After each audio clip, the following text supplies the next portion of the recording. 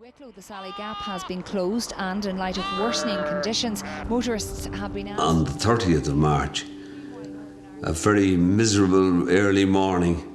It was known in Ireland as Doomsday Tuesday, I think, because of the late Brian Lenihan, then Minister of Finance, bringing in a packet of very severe measures to do with the economy. It means that senior figures in Irish banking made appalling lending decisions.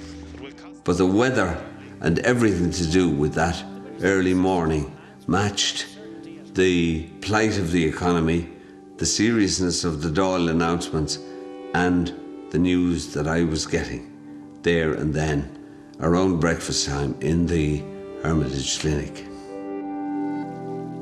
And Ronan Walsh went through the whole thing, and he said to me, "I'm sorry to have to tell you," he says, "that in my professional opinion, you're showing all the symptoms of a patient with motor neuron disease, also known in America," he said, as Lou Gehrig's disease. Now, this was the last thing I wanted to hear, and it was the very thing that I was absolutely in dread of. Of all things going, I used to pray to God, please don't let it be motor neuron disease. I began reading a lot about motor neuron disease.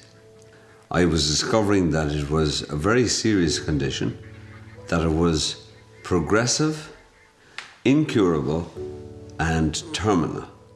I was reading this stuff with a sort of chilled fascination mixed with horror at what I was reading.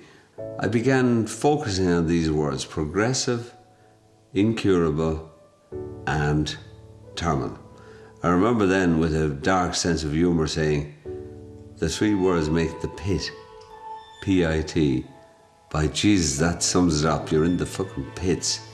I used to say to myself, privately, you know, you really are up shit creek now. It was as if on that date, the 30th of March 2010, in that morning, when I was told what I was suffering from, the condition I had, that my life had changed forever and that nothing would ever be the same again.